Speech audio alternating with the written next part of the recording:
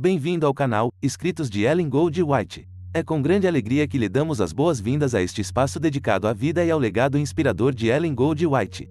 Ellen Gold White foi uma autora e líder religiosa notável, cujas palavras e ensinamentos têm tocado a vida de inúmeras pessoas ao redor do mundo. Convidamos você a explorar os vídeos disponíveis neste canal e a participar ativamente desta comunidade. Sinta-se à vontade para comentar, fazer perguntas e compartilhar suas próprias experiências e insights relacionados aos ensinamentos de Ellen Gold White. Seja bem-vindo e aproveite sua estadia neste canal. Estamos ansiosos para compartilhar essa jornada espiritual com você. Eventos finais, capítulo 18. As 7 últimas pragas e os justos. O grande tempo de angústia, segunda parte. O grande tempo de angústia começa depois da terminação do tempo da graça. Quando Cristo cessar a sua obra como mediador em prol do homem, então começará este tempo de angústia. Ter-se-á então decidido o caso de toda a alma, e não haverá sangue expiatório para purificar do pecado. Ao deixar Jesus sua posição como intercessor do homem junto a Deus, faz-se o solene anúncio: quem é injusto, faça a injustiça ainda, e quem está sujo, suje-se ainda. E quem é justo, faça a justiça ainda, e quem é santo, seja santificado ainda. Apocalipse 22, verso 11. Então, o espírito repressor de Deus é retirado da terra. O povo de Deus acha-se preparado para a hora probante que diante dele está. Quando se encerrar a mensagem do terceiro anjo, a misericórdia não mais pleiteará em favor dos culpados habitantes da terra. O povo de Deus terá cumprido a sua obra. Recebeu a chuva serôdia, o refrigério pela presença do Senhor, e acha-se preparado para a hora probante que diante dele está. No céu, anjos apressam-se de um lado para o outro. Um anjo que volta da terra anuncia que a sua obra está feita. O mundo foi submetido à prova final, e todos os que se mostraram fiéis aos preceitos divinos receberam o selo do Deus vivo. Cessa então Jesus de interceder no santuário celestial. Cristo fez expiação por seu povo e apagou seus pecados. O número de seus súditos completou-se, e o reino, e o domínio, e a majestade dos reinos debaixo de todo o céu estão prestes a ser entregues aos herdeiros da salvação. E Jesus deve reinar como Rei dos Reis e Senhor dos Senhores. Terrível e além da compreensão. O tempo de agonia e angústia que diante de nós está exigirá uma fé que possa suportar o cansaço, a demora e a fome. Fé que não desfaleça, ainda que severamente provada. O tempo de angústia, como nunca houve, está prestes a manifestar-se sobre nós. E necessitaremos de uma experiência que agora não possuímos e que muitos são demasiado indolentes para obter. Dá-se muitas vezes o caso de se supor maior angústia do que em realidade o é. Não se dá isso, porém, com relação à crise diante de nós. A mais vívida descrição não pode atingir a grandeza daquela prova. Quando Jesus deixar o santuário, seu espírito refriador será retirado dos dominadores e do povo. Serão deixados ao controle dos anjos maus. Então serão feitas, por conselho e direção de Satanás, leis que, se não fosse muito breve o tempo, nenhuma carne se salvaria. Muitos serão levados a repousar antes do tempo de angústia. Nem sempre é prudente suplicar cura incondicional. Ele sabe se aqueles em favor de quem se fazem petições seriam capazes de suportar a aflição e a prova que sobre eles viriam caso vivessem. Conhece o fim desde o princípio. Muitos serão levados a repousar antes que a prova de fogo do tempo de tribulação venha sobre o nosso mundo. O Senhor muitas vezes me instruiu de que muitos pequeninos hão de ser removidos do tempo de angústia. Havemos de ver de novo nossos filhos. Havemos de encontrar-nos com eles e reconhecê-los nas cortes celestes.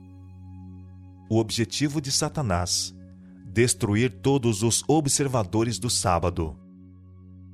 Diz o grande enganador: nossa principal preocupação é silenciar esta seita de observadores do sábado.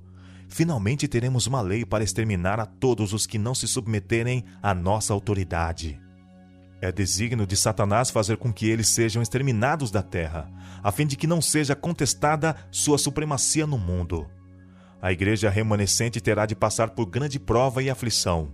aqueles que guardam os mandamentos de Deus e a fé de Jesus sentirão a ira do dragão e de suas hostes. Satanás reputa por súditos seus os habitantes do mundo. Adquiriu domínio sobre as igrejas apóstatas, mas eis um pequeno grupo que resiste à sua supremacia. Se ele os pudesse desarraigar da terra, completo seria seu triunfo.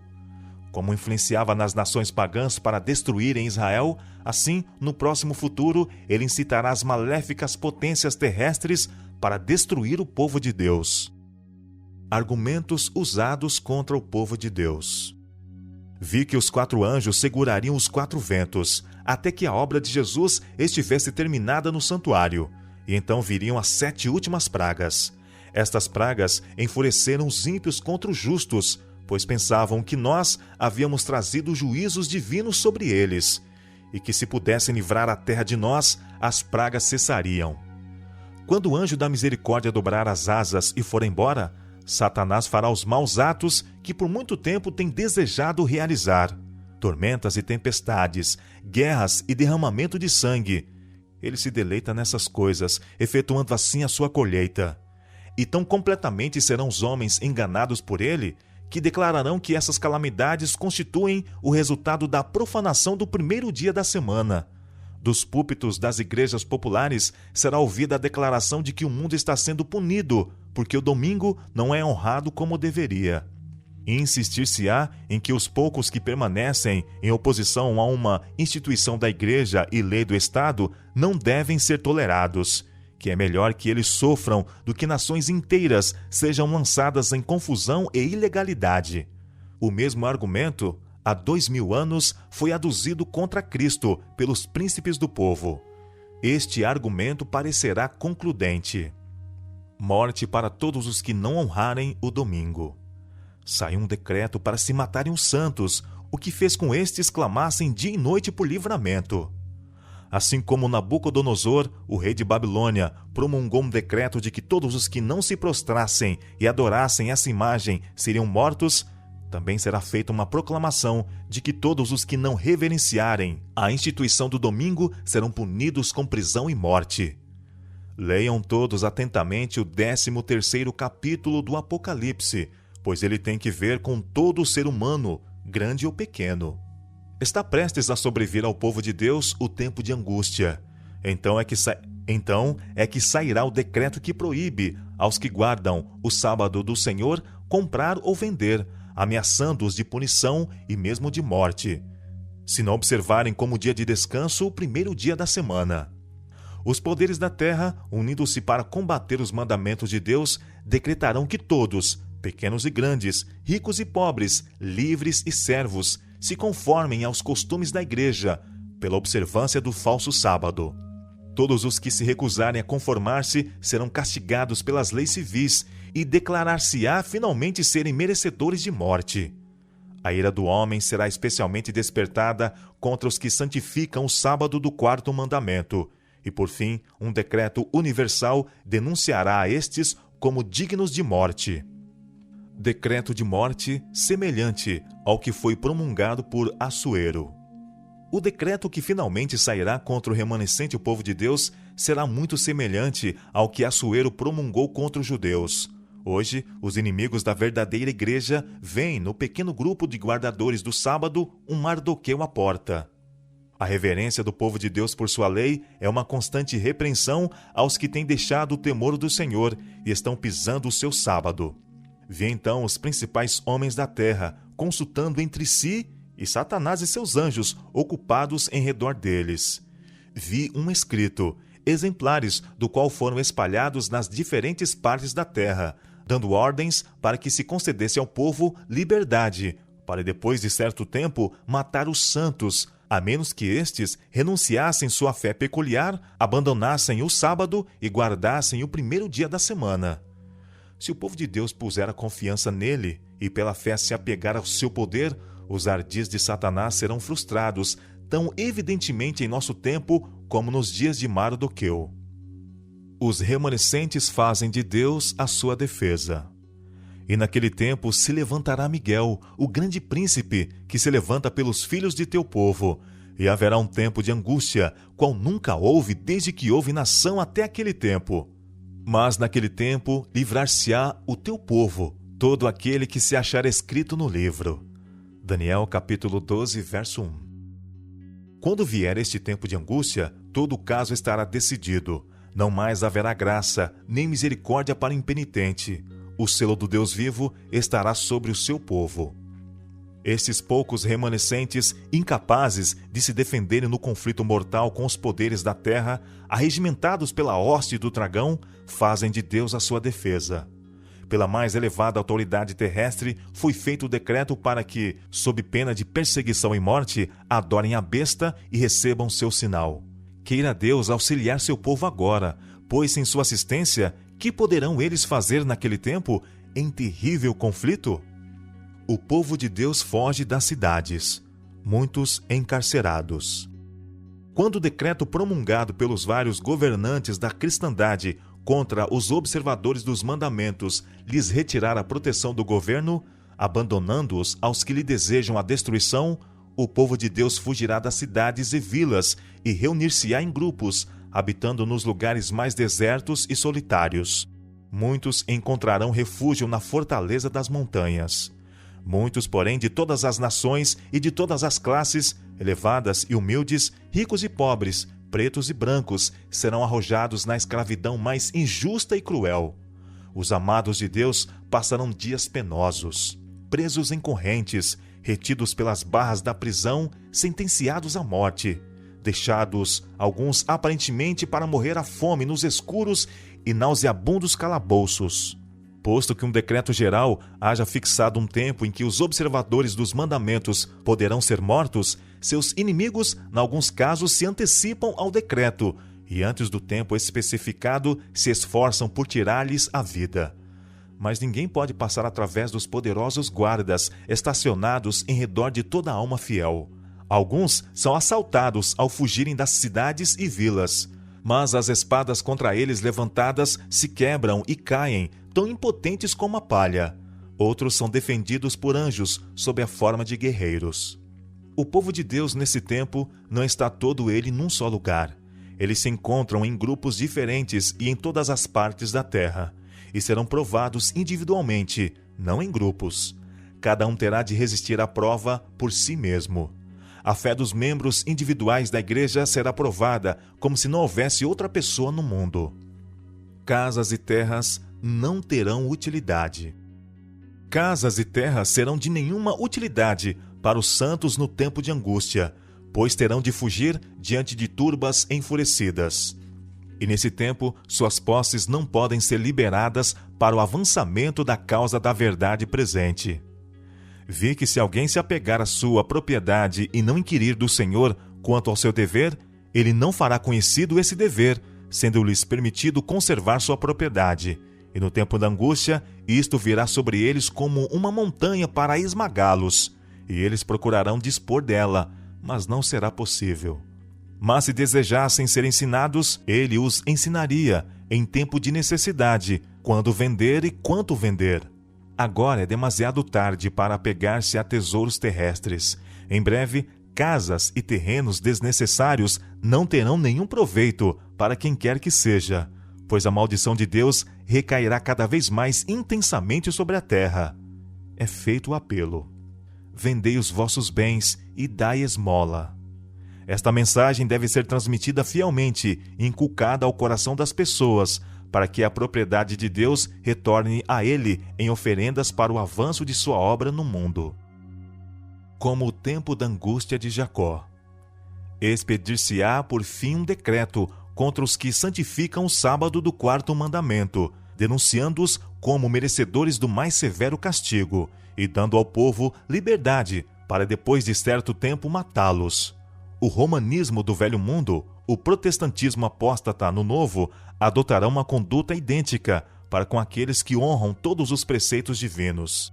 O povo de Deus será então imerso naquelas cenas de aflição e angústia, descritas pelo profeta como o tempo de angústia de Jacó. Aos olhos humanos, parecerá, todavia, que o povo de Deus logo deverá selar seu testemunho com seu sangue, assim como fizeram os mártires antes deles.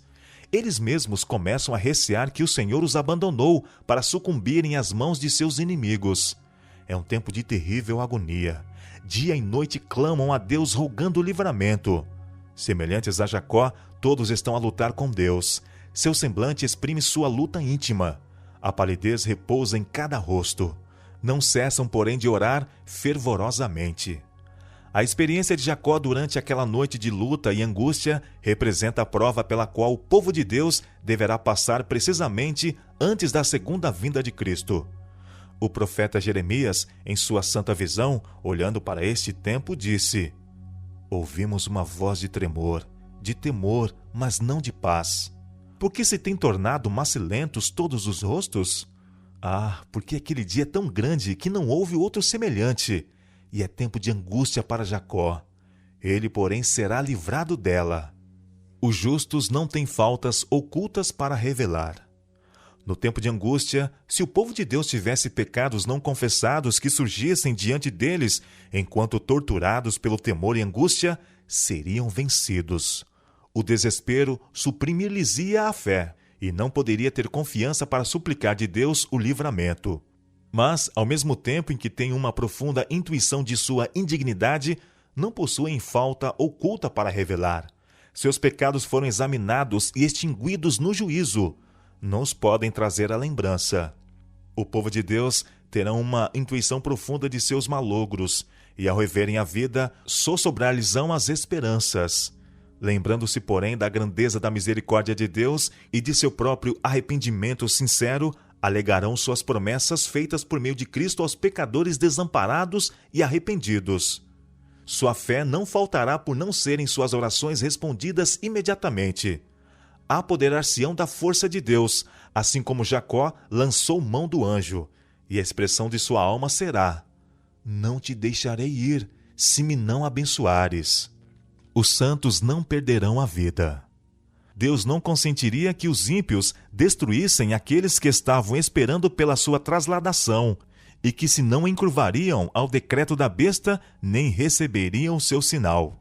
Vi que se fosse permitido aos ímpios matar aos santos, Satanás e todo o seu exército maléfico e todos os que odeiam a Deus ficariam satisfeitos. E que triunfo seria para sua majestade satânica ter poder, na última luta finalizadora, sobre os que por tanto tempo haviam esperado ver aquele a quem amaram. Aqueles que haviam zombado da ideia de os santos ascenderem para o céu serão testemunhas do cuidado de Deus para com seu povo e contemplarão seu glorioso livramento. O povo de Deus não estará livre de sofrimento. Mas, conquanto perseguidos e angustiados, conquanto suportem privações e sofram pela falta de alimento, não serão abandonados a perecer. Se o sangue das fiéis testemunhas de Cristo fosse derramado nessa ocasião, não seria como o sangue dos mártires, qual semente lançada a fim de produzir uma messe para Deus. Deus proverá.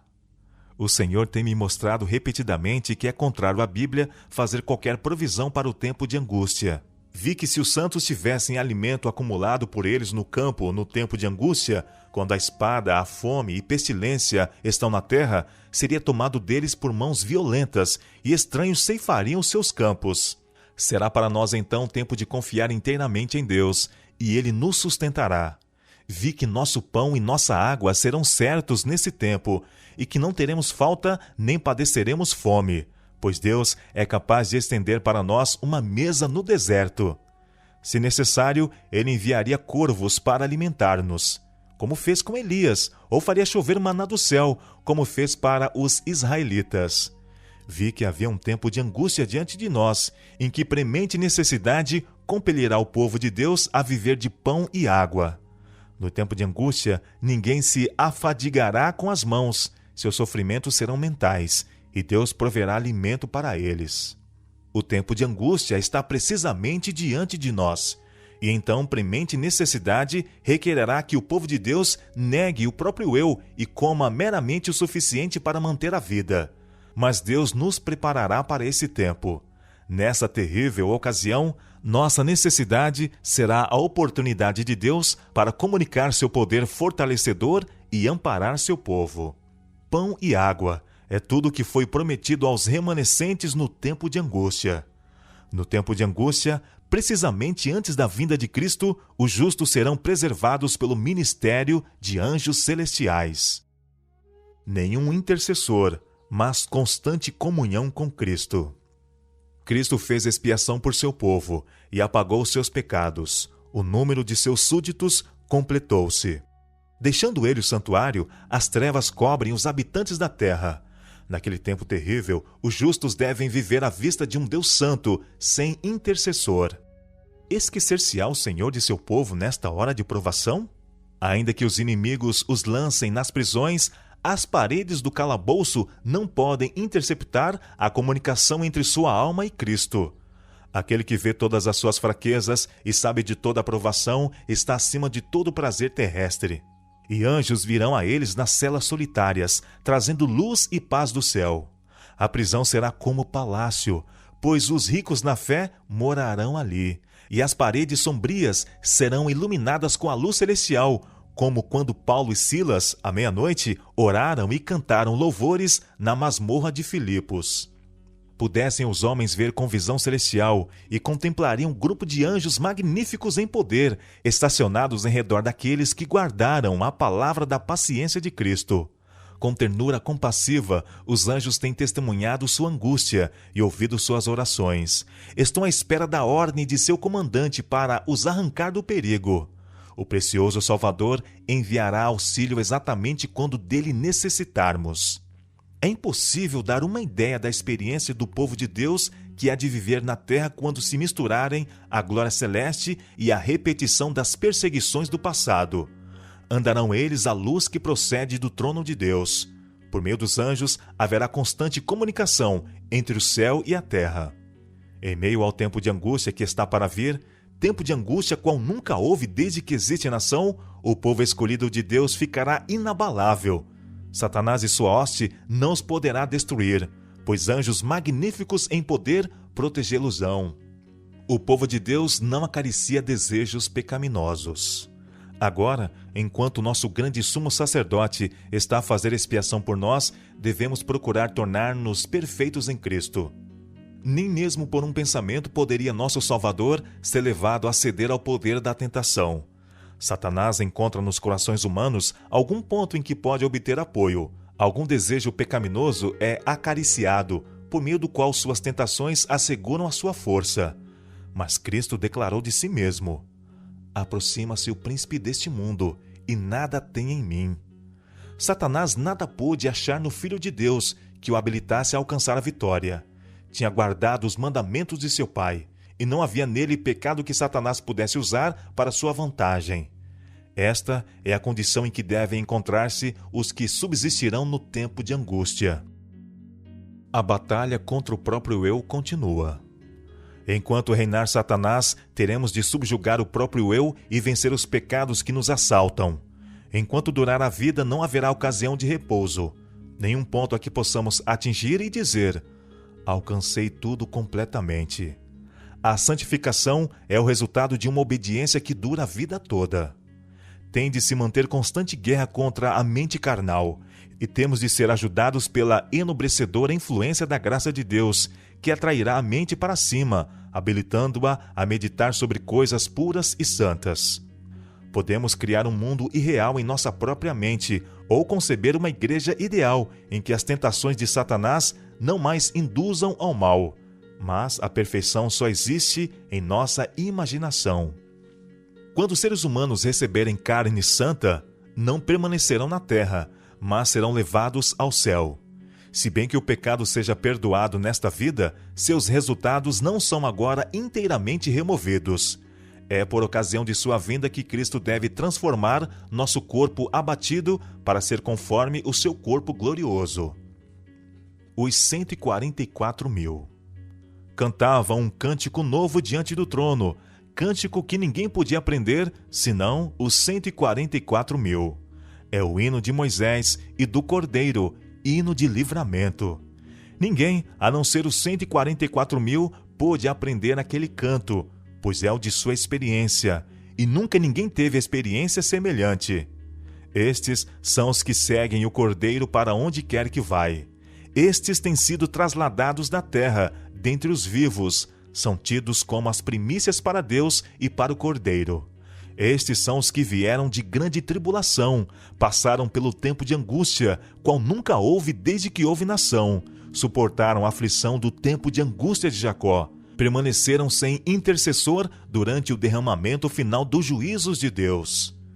Não é sua vontade que eles se metam em discussões acerca de questões que os não ajudam espiritualmente, tais como: que pessoas vão constituir os 144.000?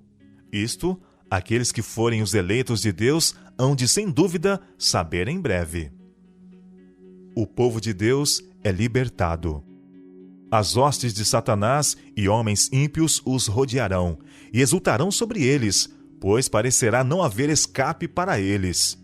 Em meio, porém, de sua orgia e triunfo, ouve-se ribombo após ribombo dos mais estrondosos trovões. Os céus se enegreceram, sendo iluminados apenas pela brilhante luz e a terrível glória do céu, ao fazer Deus soar sua voz desde sua santa habitação. Abalam-se os fundamentos da terra, os edifícios vacilam e caem com terrível fragor. O mar ferve como uma caldeira, e a terra toda se acha em horrível comoção. Vira-se o cativeiro dos justos, e em suaves e solenes murmúrios dizem uns aos outros: somos libertados, é a voz de Deus.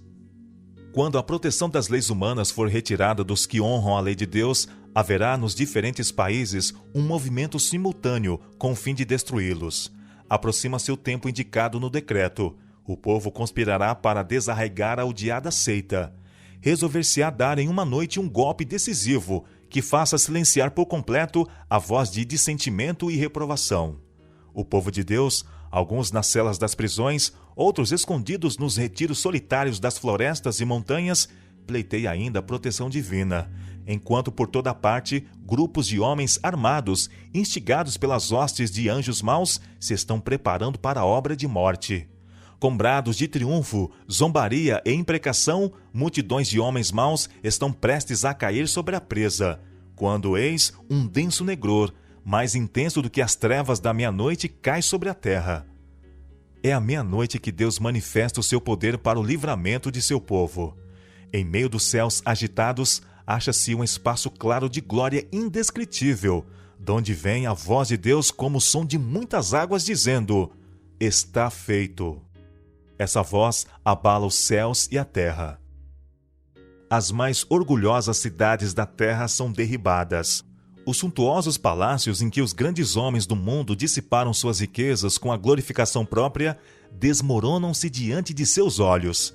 As paredes das prisões fendem-se, e o povo de Deus, que estivera retido em cativeiro por causa de sua fé, é libertado.